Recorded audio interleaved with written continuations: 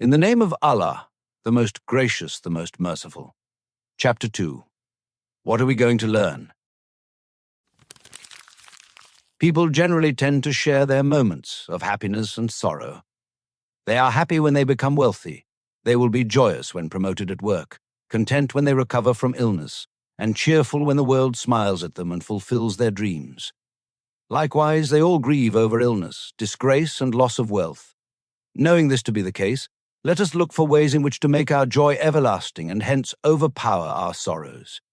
Yes, in reality, life tends to be both sweet and bitter, and on this we would not disagree. But why do we often focus on our calamities and sorrows, and as a result become depressed for days on end? Where an hour is enough to grieve over something, hours on end are spent grieving. Why? I realize that sorrow and anguish enter our hearts without seeking permission, but for each door of sadness that opens, there are 1,000 means of shutting it, and these are what we will expound here. Allow me to bring your attention to another matter. How often is it that we see those people who are loved by everyone? Many long to meet them and be in their company. But do you not wish to be one of them? Why be content at being amazed by such people all the time? Why not try to be amazing yourself? Here we will learn how to be amazing. Why was it that when your cousin spoke at the gathering, everyone listened to him attentively? Why were they amazed at his manners of speech?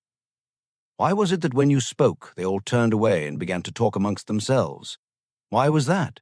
You may be more well-informed, better qualified, and possess a higher status than him. How then did he manage to get all the attention and you failed? Why is it that one father is dearly loved by his children, who love to greet him and accompany him wherever he goes, while another father begs his children to accompany him, while they keep making all kinds of excuses to avoid doing so? Are they not both fathers? Then why the difference? Here we will learn how to enjoy life, know the various techniques to attract people, influence them, persevere with their faults, deal with people with bad manners, and much, much more.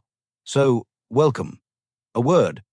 Success is not to discover what others like, it is to acquire and practice the skills that help one gain their love. This chapter opened with a question that stopped me completely. Why is it that two people can speak in the same room, and one captures every heart while the other is ignored? Same knowledge, same status, yet completely different results. That question is not just about public speaking. It is about something deeper, the invisible quality that makes people drawn to you, or not. The author then said something I had to sit with. Success is not to discover what others like. It is to acquire and practice the skills that help one gain their love. That is not a social tip. That is a life philosophy. And it reminded me of what Allah said about his own prophet. And indeed, you are of a great moral character. The most beloved person to ever walk this earth was beloved not because of his status or wealth, but because of his character. The prophet also said, "Smiling in the face of your brother is charity." Something so simple, so available to all of us. Yet how often do we withhold it? So before the next chapter, ask yourself honestly, are the people around you better off because you are in their lives? Do they feel heard, valued, and loved in your presence? Because that is the real measure of success this chapter is pointing to. May Allah beautify our character the way He beautified the character of His Prophet, and make us among those who are a source of joy and ease for everyone around them.